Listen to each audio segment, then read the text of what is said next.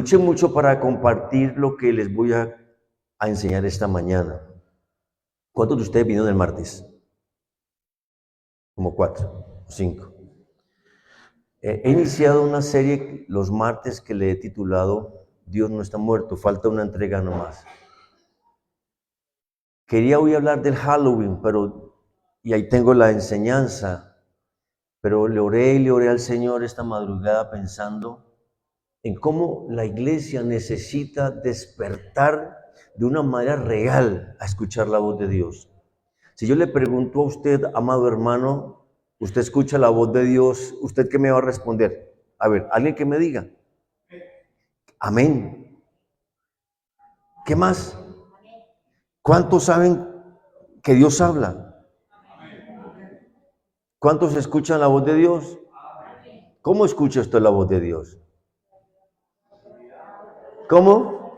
En intimidad. ¿Cómo escuchamos la voz de Dios? La mejor manera. A ver, estamos en el mes de la palabra. Levante ese libro, a ver, yo lo quiero ver. Eso, hemos recuperado esto, hermanos. Y les invitamos, no traiga a la iglesia su teléfono, y si lo trae, tráigalo apagado. No lea la Biblia en su teléfono, traiga el libro. ¿Será que estamos viejitos ya? No, es que este libro no pasa de moda, es cierto. El libro puede estar en su teléfono, en su iPad, pero creo que en la iglesia, aquí congregados, la mejor herramienta es esta, física, ¿verdad? Y me alegra cuando vemos y preguntamos. Creo que mi esposa ha sido muy incisiva en esto, y ahora que he logrado que volvamos a amar este libro, a cargar este libro, a traerlo a la iglesia para que lo leamos. Claro, este libro es el que nos habla de Dios. Este libro es la voz de Dios. ¿De qué otras maneras escuchamos la voz de Dios? Otras personas. Cuando usted viene a la iglesia, el pastor predica, el líder predica en la célula, habla Dios. ¿De qué otras maneras habla Dios? Por el Espíritu Santo. ¿Cuántos tiene el Espíritu Santo? Ok, Él está en usted, pero el Espíritu Santo le va a hablar basado ¿en qué? En sus emociones, intuición, deseos, sensaciones, o basado en lo que Dios dice en su palabra. Él habla y le va a hablar muchísimo. Y estamos motivando a la iglesia en estos tiempos para que usted tenga comunión con el Espíritu Santo. Porque es la tercera persona de la Trinidad, es quien habita en nosotros y es quien de verdad nos enseña el camino, nos guía, nos exhorta, nos instruye. ¿De qué maneras, otras formas escuchamos la voz de Dios?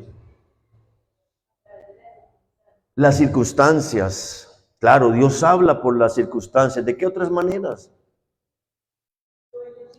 Amén, mi hermana, gracias. Amén, Dios habla por sueños, pero por favor, no vuelva ni los sueños ni las visiones la voz objetiva y absoluta de Dios. Porque hay personas que les encanta soñar y están buscando interpretación de sueños. Si usted viene a mí, pastor, es que yo soñé, ¿usted qué tiene para decirme? Yo le voy a decir nada. Porque yo no soy adivino ni intérprete de sueños. Literalmente hay hermanos que se han cargado conmigo porque yo no les revelo el sueño. Yo no soy José. Yo no soy José. Yo no soy un vidente. ¿Sí? El sueño es importante, si viene de Dios, para confirmar su voluntad. Usted no puede tomar un sueño como algo objetivo en su vida. Y es que yo me soñé que me tenía que separar y casarme con este señor. Gracias por hablarme, porque me lo dijo un ángel vestido no sé cómo. Es que yo me soñé que me iba a ganar la 9 millonaria y iba a correr a comprar el tiquete porque me iba a volver rico. Hermano, se soñó eso porque se comió unos frijoles bien tarde con un chicharrón y lo que le provocó una pesadilla. Pastor, es que tuve una visión. Amén, pues las visiones son bíblicas. Pero ningún sueño, ninguna visión me pueden decir a mí que son la voz clara, objetiva, relevante, absoluta de Dios. Amén. Ustedes nos conocen, amados hermanos, y saben que tratamos de guiar a la iglesia, no basado en lo ilusorio, en lo vano, en lo superficial, sino lo que esté fundamentado en la poderosa palabra de Dios. ¿Cuántos lo creen? Ahora sí, tomando esta introducción que hice basado en algunas apreciaciones que cómo escuchamos la voz de Dios, pensando en este tema, Dios no está muerto. La pregunta que siempre hago, pareciera que aunque escuchamos la voz de Dios de todas las maneras que ustedes dicen, algunos vivimos como si Dios estuviera muerto. Y decía, creo que fue el martes, ¿por qué digo eso? Porque mi vida o la vida suya no está revelando de que usted sirve, de que usted ama, de que usted tiene un Señor, un Dios que está vivo.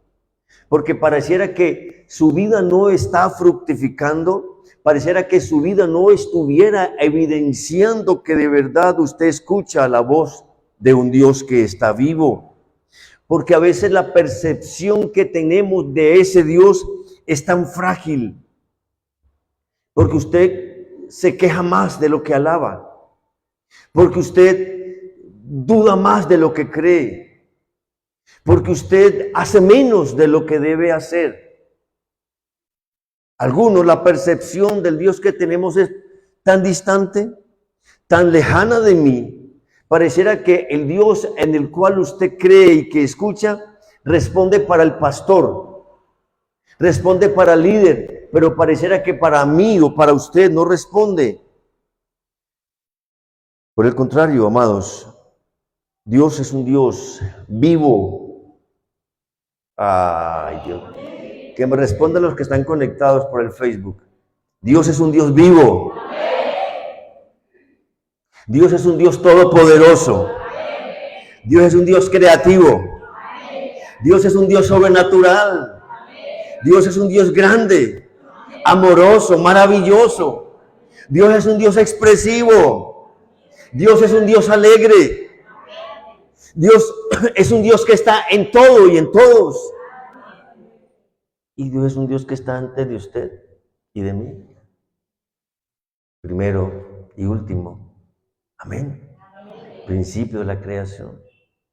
Y por eso cuando hablamos, amados, de que Dios no está muerto, tenemos que entender que si Dios no está muerto, tengo que vivir en respuesta a eso que creo.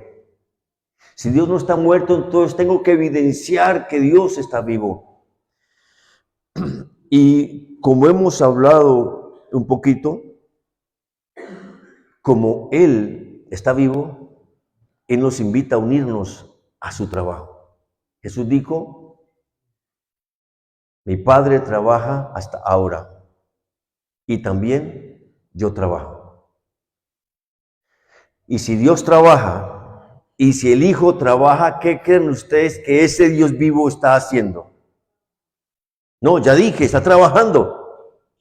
Pero si Dios trabaja, el Padre trabaja, el Hijo trabaja, el Espíritu trabaja, ¿qué creen que Dios que trabaja, Dios Trino que trabaja, está haciendo? A ver, ¿quién me dice para darle un premio? Ya lo dije, sí, tiene que ver por ahí. ¿Cómo? Invitándome a trabajar con Él.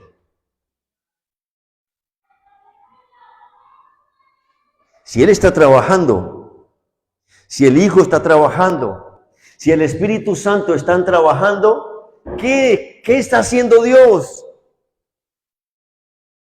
Dígalo. Me está invitando, me está llamando, me está incitando, motivando a que yo trabaje con Él, para que me una a su propósito. Porque solamente cuando yo entro en el propósito de Dios, puedo encontrar que mi vida adquiere un verdadero significado. Ayer hablaba con los hermanos allá en el encuentro, una de las conferencias que debí dar en la tarde, de un autor que seguramente algunos han leído o conocen, Viktor Frankl, el padre de la logoterapia, quien experimentó en Israel los campos de concentración nazis, sus padres asesinados, sus hijos asesinados, su familia fue llevado a los campos de concentración, a las canteras a partir roca. La razón de los nazis llevar a los judíos que no mataban a los campos de concentración, a las canteras, era para deshacer su concepto de Dios, de vida y de familia. Pareciera que fuera lo mismo que hoy están profesando los comunistas. Todo el tiempo, cantera. Muchos de estos judíos se abalanzaban hacia los soldados alemanes para que los mataran, porque era mejor morir que estar muertos en vida en las canteras. Este hombre, Viktor Frankl, es el autor de varios libros. Uno de ellos es el que yo amo y he leído muchas veces, El sentido de la vida. El sentido de la vida no tiene otro nombre. Bueno, ya digo el nombre. Y este hombre enseñó, él es científico, como dije, padre de la logoterapia, era director de una clínica en Polonia que tenía varias sedes para ayudar a las personas a salir de los huecos de la depresión, a recuperar el valor, el sentido, a búsqueda de sentido, llama el libro, la búsqueda del sentido. Este hombre en su libro dice estas palabras, ahora digo por qué les hago esta introducción de este libro. Dice que los seres humanos pasan su vida buscando supuestos para encontrar la felicidad. ¿Cuántos acá quieren ser felices? Y cuando alguien quiere la felicidad, la quiere encontrar y la busca. Entonces dice, bueno, yo seré feliz cuando tenga novia. Conseguí novia y no fui feliz. Bueno, otra vez, yo soy feliz cuando tenga esposa. Me casé y no fui feliz. No, yo soy feliz cuando me gradúe, cuando estudie. Estudié, me gradué y no soy feliz. No, yo soy feliz cuando tenga plata. Entonces trabajé como un burrito, perdónenme la expresión, conseguí mucho dinero y no fui feliz. No, yo soy feliz cuando sea famoso y me hice famoso. Hasta le vendí mi alma al diablo y no soy feliz. Entonces, todo su libro se basa en este diálogo, la búsqueda del hombre del sentido de su vida, elaborando supuestos para encontrar sentido. Y cada vez que el hombre logra una meta en la vida, cada vez que el hombre supera un escollo, cree que encontró la felicidad y no la encontró. Y termina su libro diciendo, al final de la vida el hombre toma dos decisiones. Una de ellas es suicidarse porque no le encuentra sentido a nada. O la otra es encontrarse con Dios vivo. Solamente en el Señor encontramos propósito. Solamente cuando nos encontramos con ese Dios vivo, no importa usted qué haga, no importa usted qué tenga, no importa usted cuánto sepa, no importa usted el estatus, no importa si es de la finca o de la ciudad, si es profesional, empresario o es simplemente una persona sencilla que no sabe leer y escribir, no importa. No importa el color de su piel, no importa sus convicciones. Solo en Dios encontramos propósito, porque en Él encontramos la verdadera felicidad. ¿Sí me están escuchando, amados? Cuando los seres humanos encontramos en Dios el propósito de nuestra vida, entonces podremos escuchar su voz invitándonos a trabajar con Él. Dígale a su hermano, Dios te está invitando a trabajar con Él. Dígaselo, Dios te está invitando. El asunto es que cuando Dios habla, produce susto. Y les quiero armonizar esto que digo para no asustarlos de verdad, porque entonces de aquí van a decir los hermanos, soy pastor, que Dios no me hable.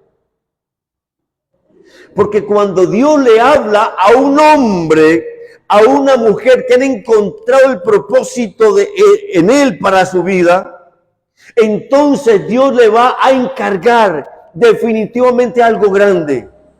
No conozco en la Biblia a ningún hombre a quien Dios se le haya revelado para hacer un encargo menor. Y como lo he dicho varias veces, si Dios me habló, yo no lo puedo hacer. Y si yo lo puedo hacer, es porque Dios no me habló. Porque cuando Dios habla, Él me entrega un encargo divino. Un encargo que supera mis expectativas, mis ideales, mis capacidades, mi lógica, mi razón. Es un llamado que Él hace a mi vida, porque a partir de mi vida es que gente va a ser transformada. Usted y yo podríamos seguir o vivir nuestra vida ajustada al propósito de este mundo, al propósito para lo cual usted trabaja. Usted trabaja y está muy bien que trabaje duro. Pero usted podrá seguir fracasando en tratar de buscar el propósito de Dios para su vida con su trabajo, con su profesión, con su negocio, con su gran empresa, con su labor, cualquiera que éste sea, por humilde y sencilla, es muy valiosa y respetable. Pero hoy patinará en su vida y se la pasará toda la vida tratando de encontrarle propósito a eso. No. Usted vivirá sin sentido, usted vivirá vacío, usted sabrá internamente por ser hijo de Dios, por tener el Espíritu Santo, que hay algo en usted que le falta. ¿Alguna vez ha sentido así? Yo se lo digo. Ya les he contado un poco de mi historia.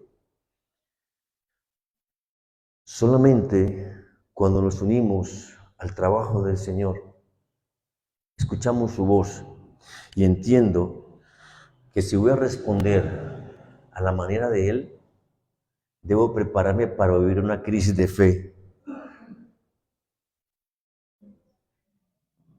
Porque si Dios habla, lo primero que produce en usted y en mí es una crisis de fe. Y creo que vamos a algunos casos, rapidito. Mire conmigo, por favor, Josué capítulo 6, verso 1 al 5.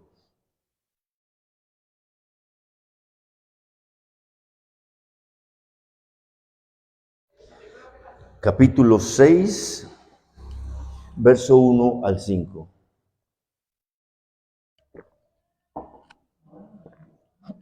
Dice la palabra del Señor. Ahora, Jericó estaba cerrada. ¿Cómo estaba Jericó? Bien cerrada, gracias. Cerrada, bien cerrada a causa de los hijos de Israel. Nadie entraba ni salía. Esto me parece a mí, eso le parece a mí a algunos evangélicos. Se meten con el Señor y pareciera que su mundo afuera se cierra, ¿no? Mas Jehová dijo a Josué, mira, yo he entregado en tu mano a Jericó y a su rey, con sus varones de guerra. Verso 3. Rodearéis pues la ciudad todos los hombres de guerra, yendo alrededor de la ciudad una vez, y esto haréis durante 6 días. Y 7 sacerdotes llevarán 7 bocinas de cuerno de carnero delante del arca, y al 7º día daréis 7 vueltas a la ciudad, y los sacerdotes tocarán las bocinas. Y cuando toquen prolongadamente el cuerno del carnero, así que oigáis el sonido de la bocina, todo el pueblo, duro hermanos, todo el pueblo, eso, a gran voz, y el muro de la ciudad caerá, entonces subirá el pueblo, cada uno derecho hacia adelante. Y les decía a los hermanos, un poquito jocoso, esta expresión, es que para Dios es muy fácil hablar.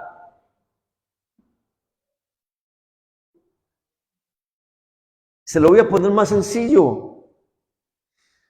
Viene el pastor a la casa de Milena. Milena está sumida en sollozos, lágrimas, un problema gigante con su esposo. Se quiere ir, está... Solamente un ejemplo. No me va a decir, pastor, no me ate. No. Solamente un ejemplo, porque la vi ahí de primera, hermana. Y el pastor comienza, más bien la pastora, que es la que aconseja a mujeres, comienza a darle tranquila, mija, no olvide que la Biblia dice, y la Biblia dice, la palabra del Señor dice, y como que por ahí muy adentro, algo como que no hace clic, pero es que para la pastora es muy fácil, ve al marido que tiene. No le pega, no la maltrata, no le es infiel. ¿Cierto que a veces para algunos es fácil hablar? Sobre todo cuando estoy pasando por un momento muy duro, cuando estoy en un camino. ¿Saben que la palabra crisis significa en el original griego encrucijada? Dos caminos para tomar una decisión. La palabra decisión también sale de crisis. Y a veces de verdad es muy fácil hablar. A veces de verdad es muy fácil aconsejar. A veces de verdad es muy fácil recomendar textos de la Biblia. Hermana, lea en Filipenses 4:19, mi Dios pues suplirá, sí, pero es que yo quiero que lo haga ya, mire que me van a cortar la luz. Me pidieron la pieza o la casa, la tengo que desocupar porque tengo 3 meses sin pagar y no tengo cómo. Es que ya que cambie de marido, porque mire mi marido cómo está. Yo no sé si me estoy haciendo entender. Mire, hermanos, a veces para Dios hablar, no porque lo diga Él, no, es mi percepción. Para Dios es muy fácil hablar. ¿Por qué es fácil hablar para Dios? ¿Por qué es fácil hablar para Dios? ¿Alguien lo sabe? Pues porque Él es Dios. Pues porque Él todo lo sabe. Él conoce su ayer, su hoy y su mañana. Porque Él todo lo puede. Porque Él es el Señor Todopoderoso. Porque Él es el hacedor de milagros. Cuando Dios habla y usted lo lee en la Biblia, sí parece muy fácil.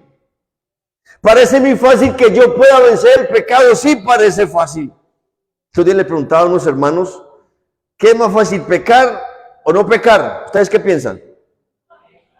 ¿Qué es más fácil, pecar o no pecar? ¿Cuántos dicen pecar? Levántame la mano, ayúdenme. ¿Cuántos dicen que es más fácil pecar? Con libertad, tranquilo que no los va a poner en disciplina que vosotros están pecando. ¿Cuántos creen que pecar es más fácil? No, mis hermanos, es más fácil no pecar. Porque usted peca y se le enreda la vida. Usted peca y afecta a su familia, afecta a su economía, afecta a su salud. Usted peca y afecta a sus finanzas. En cambio, usted no peca, ¿y cómo vive? En paz.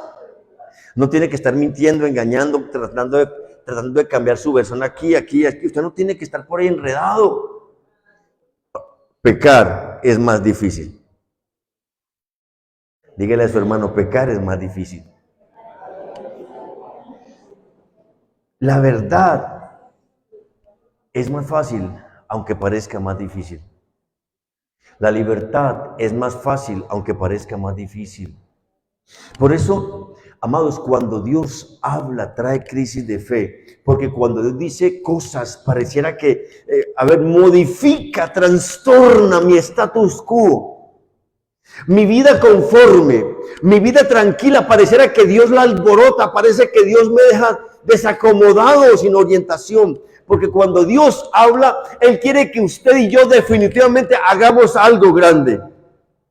Pregunto, ¿alguna vez Josué había escuchado unas palabras como esas? Mírenme acá. No. ¿Alguna vez Dios o Moisés le había dicho a Josué que hiciera algo como eso?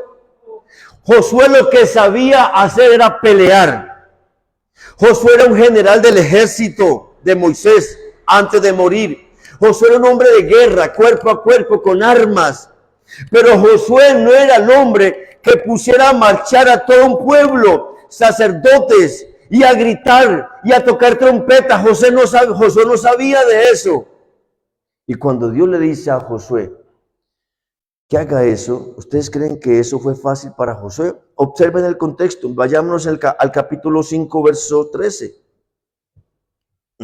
Dice, estando Josué cerca de Jericó, alzó sus ojos y vio un varón que estaba delante de él, el cual tenía una espada desenvainada en su mano.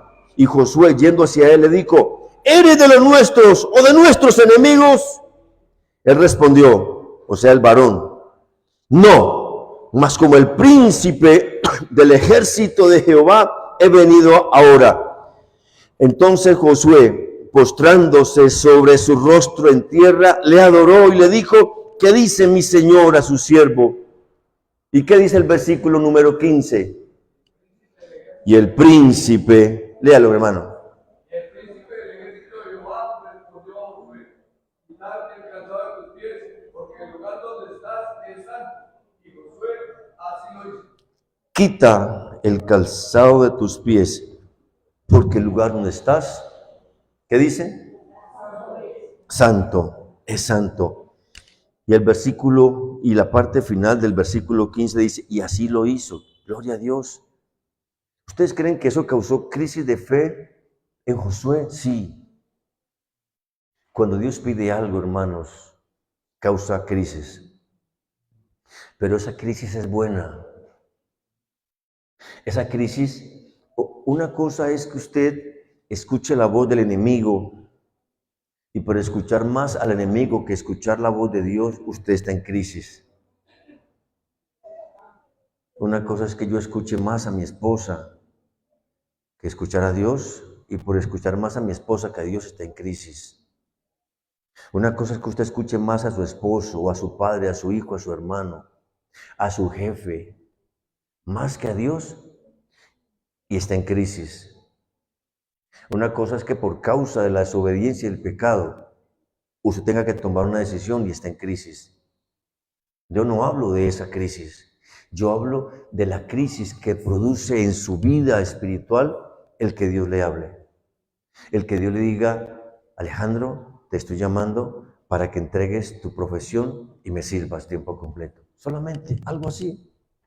Algo así. Yo les conté a ustedes la crisis que me produjo cuando Dios comenzó a hablarme. Por 3 años estuve diciéndole a Dios, no, no, no, no, no, no, no. Yo no quiero frustrarme, yo no quiero ser un pastor. Yo quiero ser el mejor ingeniero de sistemas de Colombia. Ese era mi sueño, mi ideal, y para eso estaba estudiando. Pero llegó un momento en que Dios habló y se reveló y me ordenó que soltara todo. Todo es todo. Y me dejó en crisis, en una inestabilidad impresionante. No sé qué hacer, no sé para dónde voy. ¿Cómo voy a pagar tantas deudas? ¿Qué voy a hacer para suplir en mi casa? Pero Dios habló. ¿Me están escuchando? Y cuando Dios habla y respondo a la manera de Dios, Él se encarga de mí y Él se encarga de usted. El problema es que usted responda a la manera de sus circunstancias. Usted responda a la manera de su necesidad. Usted responda a las expectativas de los demás. Usted, el mundo lo presione, llámese hogar, llámese familia, llámese circunstancias, lo presionen tanto que usted responda a la manera del mundo. Pero cuando usted responde a la manera de Dios, entonces usted puede confirmar que está creyendo en un Dios vivo. Yo no sé si me están escuchando lo que les dije. Usted está evidenciando que está creyendo en un Dios vivo. ¿Y cuál fue la respuesta? ¿Cuál fue la consecuencia, el resultado de la obediencia, la respuesta que Josué, en medio de la crisis, tuvo? ¿Qué hizo Josué? Puso a los sacerdotes con el arca, con las trompetas, a caminar y la gente detrás. Y el ejército detrás y la gente detrás. ¿Cuántas vueltas cada día? ¿Cuántas vueltas cada día durante 6 días? Una vuelta. ¿Y al séptimo día qué tenían que hacer? 7 vueltas y al final de la 7ª vuelta, ¿qué había que hacer? Gritar y tocar trompetas. ¿Qué tal si gritamos así de pronto de cae ese muro?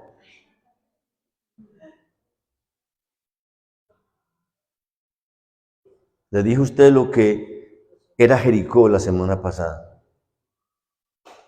Lo inexpugnable que eran las murallas de Jericó en esa época.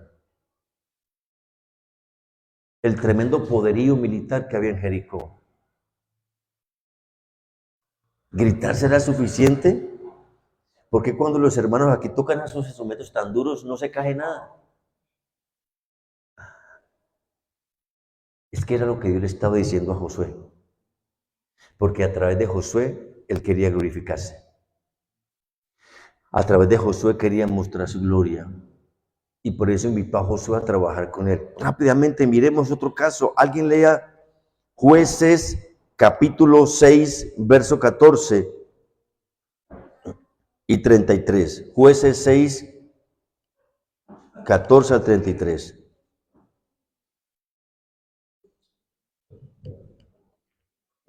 Mirándole Jehová le dijo, ve con esta tus jueces al Parás a Israel, que la mano de los madianitas no te envío yo. Y el 33, mi hermana. ¿Sí? Pero todos los madianitas y amalecitas y los de oriente se juntaron a una y pasando acamparon en el valle de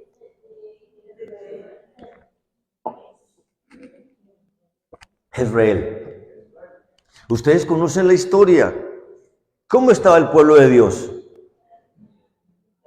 ¿Cómo estaba Israel en ese momento?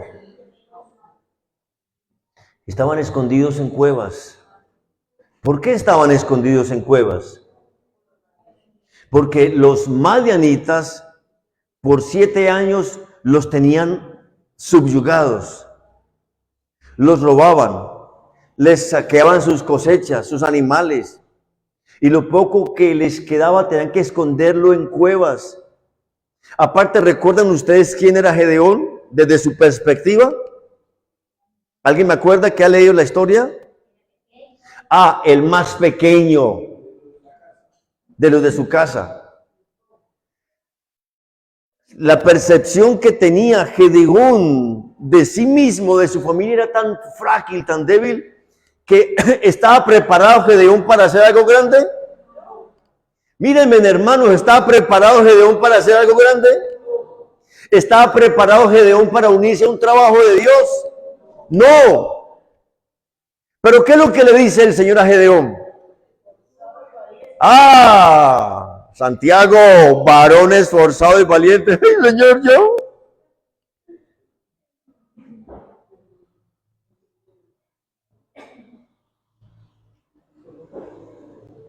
Qué bonito, y me parece tan hermoso, tan tierno del Señor.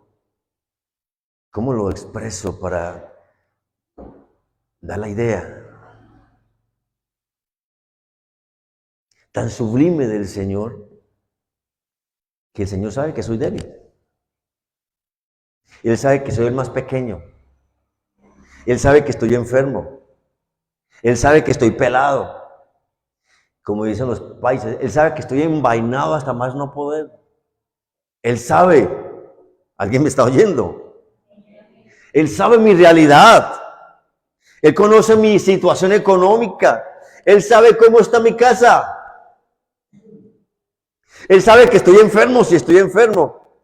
Él sabe que mi hogar se está destruyendo. Él sabe que mi hijo está por ahí enredado. Él sabe, Dios sabe todo. Y aún así me mira. Aún así mira el Señor a ese pobre muchacho, a ese hombre, y le dice, varón esforzado y valiente. Esto me parece tan sublime, que Dios, a pesar de mí, me ve a Él como Él quiere verme. ¿Qué tal si mira a su hermano? Y lo mira como Dios lo mira, no como usted lo ha mirado siempre. Porque puede ser que los hijos a los padres nos vean más como el padre gruñón, regañón. Puede ser que el cónyuge mira a su esposo o a su esposa, el gritón, el peleón, el desobediente, el malcriado, el desordenado, el que no colabora, o la cantaletosa, o la peleona, uy, la intensa. Uno sabe a quién tiene en su casa. Uno sabe también quién es en su casa. Uno conoce sus limitaciones, sus fragilidades. Uno conoce esas luchas internas con las que batalla. Uno sabe que está pecando por aquí o por allí. Yo no tengo que decirle en qué, usted lo sabe. Uno sabe que quisiera más, pero no ha sido capaz, por pereza, por lo que sea, por mundo, por pecado, por carne, por lo que sea. Uno sabe que hay algo más, uno sabe que Dios tiene algo más, uno sabe. Pero uno está encerrado en sí mismo, uno está debilitado. Parece que el diablo le ha puesto una coraza que lo tiene adormecido en su status quo y no le deja mirar para afuera. Uno sabe eso. Uno sabe que el país está grave, sí. Uno sabe que la economía está, sí. Pero aún así, Dios te mira y te dice, varón esforzado y valiente. Todo el mundo le dice lo que usted se merece que se le diga. Todo el mundo lo mira como usted se merece que lo miren. Pero Dios lo mira y le dice lo que Él merece para usted. Solo por su favor. ¿Alguno me escuchó eso? Y el desafío de aprender a escuchar la voz de Dios es escucharlo decir lo que Él piensa de usted, no lo que el diablo, el mundo, sus padres y su propia humanidad piensan de usted. Y por eso esa percepción que tengo de Dios es tan importante, de acuerdo a cómo escucho su voz, porque eso cambia mi forma de pensar. En ese capítulo número 7, mis amados, del libro de Jueces, para, como dicen por ahí, al caído caerle. Gedeón, ustedes conocen la historia, ya les he predicado. Gedeón le pide al Señor señales, 3 señales, ustedes ya las conocen. El Señor le confirma que sí lo está llamando para esa gran misión. ¿Cuál era la gran misión?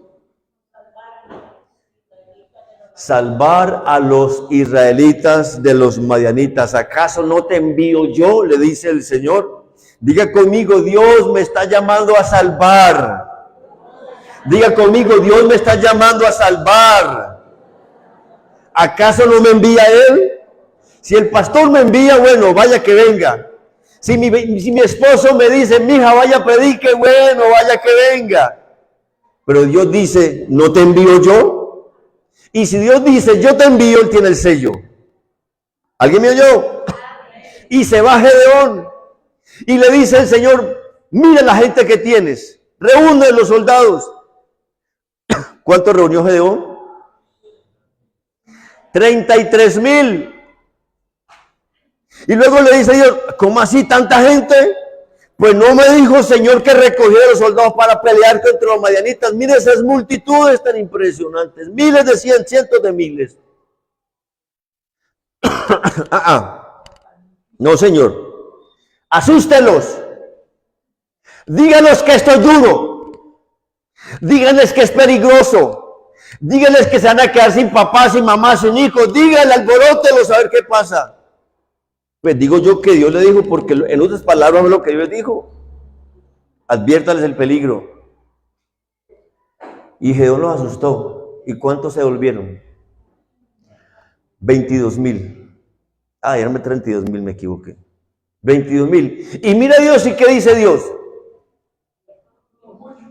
No son muchos. Llévenlos a las aguas. Y los que tomen el agua, lamiendo de su mano, como el perro lame, colócalos aparte. Y los que se echen a las aguas a tomar agua por la sed, a eso colócalos a un lado. De esos 10,000, ¿cuántos quedaron que tomaron el agüita con la mano? 300. Con esos 300 salvarás a Israel de los madianitas. No tiene hermanos. Siempre Dios busca gente selecta. Siempre Dios va a buscar gente que haga las cosas a su manera, que escuche su voz y haga las cosas a la manera de Él. ¿Alguien sabe por qué esos 300 lamieron el agua con la lengua como lame un perro, según Dios? Porque era una costumbre de los reinos o los gobiernos o los ejércitos, si querían vencer a un ejército que estaba ciudades más abajo, contaminar el agua, envenenarla, para que los de abajo tomaran agua y se murieran, y no tuvieran que ir a la guerra. Por eso Dios los quería probar. ¿Cuántos quedaron? 300. Y se les llama los 300 de Gedeón. ¿Ya saben qué ocurrió? ¿Por qué ocurrió, iglesia? Porque Gedeón escuchó la voz de Dios. ¿Trajo crisis a Gedeón? ¿Alguien escuchó eso? ¿Trajo crisis a Gedeón? Pues claro, obvio que trajo crisis a Gedeón. No voy a mirar más ejemplos por el tiempo, pero cada una de estas personas, y la Biblia está llena de personas a las cuales Dios les habló y les tocó tomar una decisión. ¿Fue fácil para Abraham dejar a su gente? Un hombre próspero, rico, una gran familia. ¿Fue fácil para Moisés por fin decirle al Señor, sí, voy donde Faraón a decirle que deje ir a tu pueblo a servir al desierto 3 días? Para ninguno de los hombres fue fácil tomar una decisión. Pero cuando tomaron la decisión, algo ocurrió. Lo que yo soy hoy, por la gracia de Dios, es porque un día tomé una decisión para Dios. Lo que usted es hoy, es porque un día tomó una decisión para Dios. Pero si usted sigue escuchando la voz de Dios, usted va a entender que Dios le sigue llamando a trabajar con Él. Porque Él quiere glorificarse, porque Él quiere hacer cosas grandes. Y lo que yo hago después de que Dios me habla y tengo una crisis, evidencia realmente la fe que tengo en ese Dios. ¿Qué dice Hebreos 11:6? ¿Alguien lo sabe de memoria?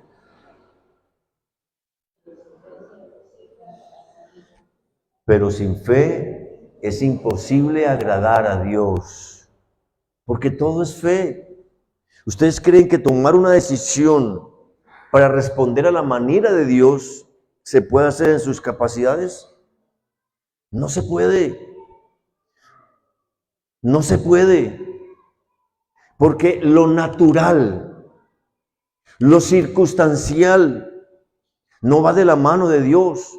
Se unen a Dios, pero Dios quiere siempre sacar lo natural, lo circunstancial de la fe, porque la fe va más allá de lo que usted cree. Por eso el apóstol Pablo dice en Efesios 3:20, y aquel que es poderoso para hacer todas las cosas, mucho más abundantemente de lo que pedimos o entendemos. Así es el Señor. Y quiero terminar, permítanme 5 minutos. En primer lugar, cuando yo respondo a Dios a la manera de Dios, la gente llega a conocer a un Dios personal, pero también un Dios sobrenatural. Éxodo 14:4 le dice Dios a Moisés, seré glorificado en Faraón, su ejército y todo Egipto. Pero alguien lea el capítulo 14, verso 31, me parece maravilloso. ¿Qué dice el capítulo? Y vio Israel,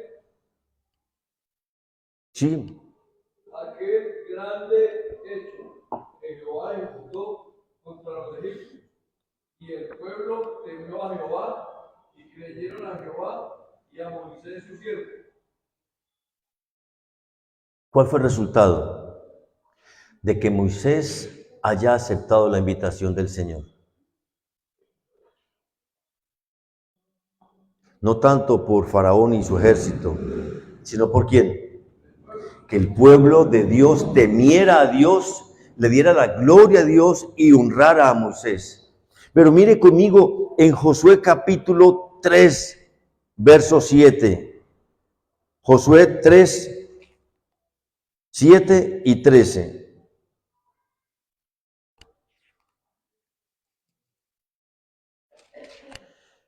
Dice el versículo 3, y mandaron al pueblo diciendo, cuando veáis el arca del pacto de Jehová vuestro Dios y los levitas sacerdotes que la llevan, vosotros saldréis de vuestro lugar y marcharéis en pos de ella, a fin de que sepáis el camino por donde habéis de ir, por cuanto vosotros no habéis pasado antes de ahora por este camino, pero entre vosotros y ella habrá distancia como de 2000 codos, no os acercaré a ella. ¿Qué dice el versículo 5? Y Josué dijo al pueblo, santificaos porque Jehová hará mañana maravillas entre vosotros. Ahora mire conmigo el versículo 6. Y habló Josué a los sacerdotes diciendo, tomad el arca del pacto y pasad delante del pueblo. Ellos tomaron el arca del pacto y fueron delante del pueblo. Entonces Jehová dijo a Josué, desde este día comenzaré a engrandecerte delante de los ojos de todo Israel, para que entiendan que como estuve con Moisés, así estaré contigo. Y alguien que lea el versículo 17, otra persona que me ayude a leer el versículo 17. Los sacerdotes que llevaban el arca del pacto del Señor estuvieron en tierra seca en medio del Jordán, mientras que todo Israel cruzaba sobre tierra seca hasta que todo el pueblo acabó de pasar el Jordán. Amén. ¿Qué ocurrió? Una gran bendición. El Jordán estaba inundado y solamente cuando los sacerdotes colocaron las plantas de sus pies sobre las aguas con el arca encima de ellos, el pueblo pudo pasar. El río, Jordán se abrió en dos, ellos pudieron pasar y la gente le dio la gloria a Dios. Amados hermanos, usted escucha la voz de Dios, acepta trabajar con Dios. Esto va a traer crisis de fe, pero si usted responde a la manera de Dios, Dios lo va a bendecir. Dios va a hacer que mucha gente le conozca a Él. Mire, Daniel capítulo 3, verso 17. Daniel capítulo 3, verso 17. Para que oremos.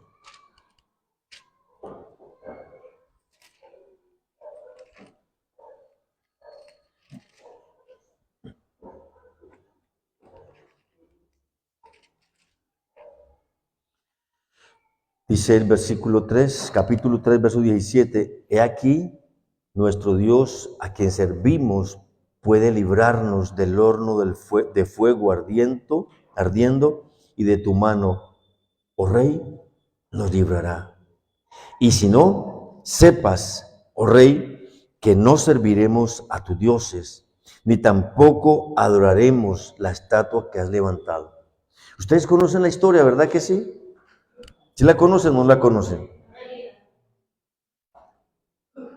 El rey es una estatua y que todo el mundo habitado en esa época, donde él tenía gobierno y autoridad, debía honrar esa estatua. Y nadie podía orar ni adorar a un Dios diferente. Pero habían 3 hombres, Sadrad, Mesach y Abednego, que no adoraron la estatua. Y ya saben cuál fue la consecuencia. ¿Cuál fue la consecuencia? ¿Cuál fue la consecuencia? Fueron crisis de fe. Fueron echados al horno de fuego calentado 7 veces. Conocen la historia, pero mire conmigo en el capítulo 4, verso 2.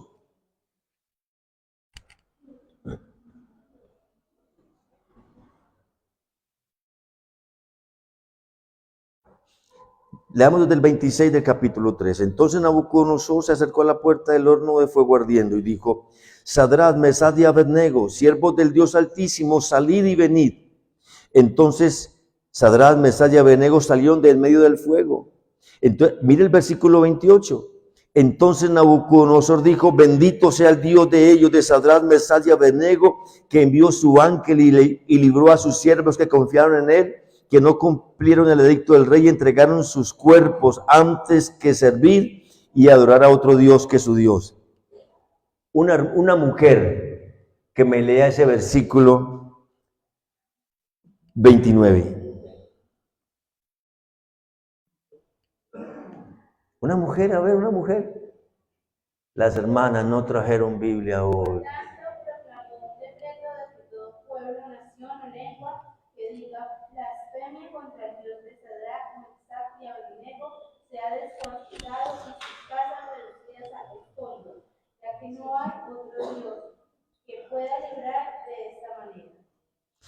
Entonces el rey engrandeció a Sadrach, Mesach y Abednego en la provincia de Babilonia. Pero mira el versículo número 2 del capítulo 4. Desde el 1, Nabucodonosor, rey a todos los pueblos, naciones y lenguas que moran en toda la tierra, paz o sea multiplicada. Conviene que yo declare las señales y milagros que el Dios Altísimo ha hecho conmigo. Cuán grandes son sus señales y cuán potentes sus maravillas, su reino sempiterno y su señorío de generación en generación. Como un hombre perverso, sanguinario, loco, como Nabucodonosor, pueda proclamar a un Dios. Como un hombre como Nabucodonosor, que era el señor de la tierra en esa época, politeísta, pudiera decir que solamente un Dios, el Dios de Sadrach, Mesach y Abednego, y que nadie podía adorar otro Dios diferente al Dios de ellos. Porque sencillo, cuando se escucha la voz de Dios, a pesar de que hayan crisis de fe, y se actúe en consonancia a esa voz, validando esa fe, Dios, amados hermanos, va a traer bendición. Dios se va a engrandecer. Dios va a hacer que mucha gente le conozca. Dios va a producir que su gloria se extienda. Dios va a traer señales, milagros y prodigios. Dios va a bendecir. Dios va a responder. Y yo no sé dónde usted está estancado. Yo no sé qué le hace falta a usted para tomar decisiones. Yo no sé de qué manera Dios le ha estado hablando últimamente. Y como dicen los papás, o nos dicen los papás, es que usted le entra por acá y le sale por acá. O usted prefiere no escuchar la voz de Dios. Usted siente como que Dios comenzó a hablarle serio y usted que dice, no, mejor no, mejor no, mejor no. O de pronto estará jugando con Dios al niño bueno. De pronto pensará, no, Señor, ya es suficiente con venir al culto. Ya es suficiente con ser líder de célula. Ya es suficiente con diezmar. ¿Para qué más, Señor? Ya es suficiente con colaborarle a mi esposa o a mi cónyuge o a mi hijo que está sirviendo y lo traigo a la iglesia. Ya es suficiente. Señor, ya es suficiente con que en mi trabajo yo dé testimonio, en mi empresa, en mi profesión. Yo no sé cómo Dios a usted le esté hablando, pero lo que yo sí sé es que Dios está vivo y seguirá hablando. Lo que yo sí sé es que Dios está trabajando y seguirá trabajando. Y lo que también sé es que Dios le seguirá invitando a que usted se una a trabajar con Él, porque quiere hacer algo grande con usted. Y usted puede decir, yo no tengo con qué, no soy quien, soy el más pequeño, más lo que quiera, la excusa que usted quiera poner. Usted podrá decir, le he embarrado tantas veces que ya no sé cómo Dios me perdona más. Usted podrá decir, es que yo he tropezado tanto que, ay Señor, ya me da pena. Yo sé que el Espíritu Santo le está hablando esta mañana a alguien. Yo sé, porque el Espíritu me lo revela ahora. No a uno, sino a varios. Pero no importa lo que esté pasando con usted hoy. Lo que importa es lo que pasa a partir de hoy con su vida para mañana. Lo que importa no es lo que usted cree y cómo se siente. Lo que importa es cómo Dios lo ve a pesar de sus defectos, sus luchas, debilidades, tropiezos. Lo que importa es que aún estamos vivos. Lo que importa es que aún Dios tiene una visión de reino para usted. Lo que importa es que si usted responde al Señor, Dios se va a glorificar y muchos le van a dar la gloria a Él. ¿Qué tal si se levanta y se pone sobre sus pies?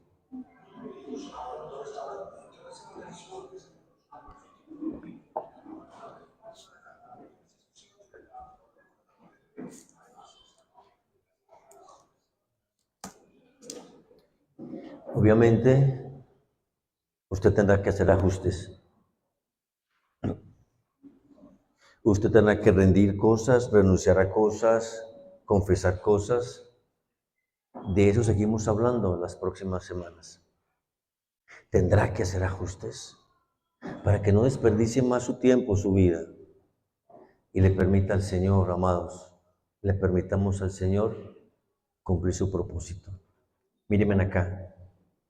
No hay nada más deleitoso, nada que produzca mayor felicidad, nada que traiga mayor plenitud, nada que produzca fructificación que estar viviendo para el propósito del Señor. Que disfrutar que esta vida sí tiene sentido. Su trabajo no tiene sentido por usted o por lo que hace. Es porque Dios está en usted y usted ahí está cumpliendo el propósito de Dios. Y mi Señor, yo quiero orar.